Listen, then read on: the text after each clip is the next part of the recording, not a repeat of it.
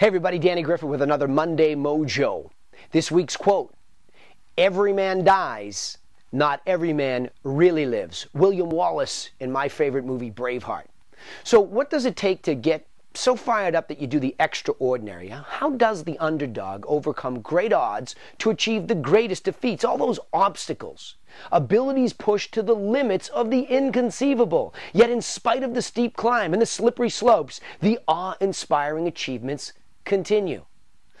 Out there somewhere, there are people pushing themselves to the edges of their physical capacity, seemingly without fear. But is that even possible? Consider Alex Honnold, currently one of the world's greatest rock climbers, as he scales the steepest of mountains with no safety measures other than his pure will to succeed. When asked if the adrenaline is flying through his body, he calmly replies that if he were to have that sensation, then something must have gone terribly wrong. So why is it that our adrenaline flows so rapidly as we watch incredible events, yet the participants often seem so quiet and focused? What's going on in the mind of the achiever as events unfold? Are they all the same in some strange way, wired to be death-defying? Do they have a broken flight or fight syndrome that allows them to stare into the face of the beast without even a quiver? If you've ever watched Jeb Corliss jump off a mountain in an outfit that makes him look like Batman, you might see a different style than Alex, as he obviously reveals the look of a true high-speed adrenaline junkie. After delving into his story, you find the tale of a troubled kid with a suicidal bent that came to finally realize that fear was his gift. Fear a gift? Wow, I'm envious. What could be better rocket fuel than fear? Are you faster when you're running from a bear or just trying to win the 100-yard dash? When you start running for your life, that's a pretty big why. I suppose you get not only a big bump from the natural chemical stimulation, but what about the laser focus on the obstacles in front of you that you must get around or even run right through?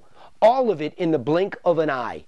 So, we really need to know the trigger point. Does it have to be a matter of survival to kick in, or is it a matter of some other bodily mechanism?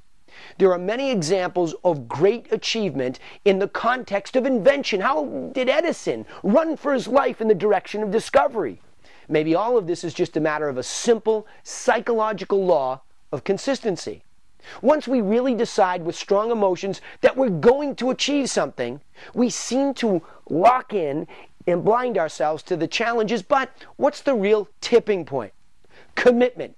It's the one thing to get emotional and talk the talk, but it's another thing to commit to the real journey. So let's stop procrastinating on becoming our best. Write down what you really want to do, your real desires that you think about when you're all alone.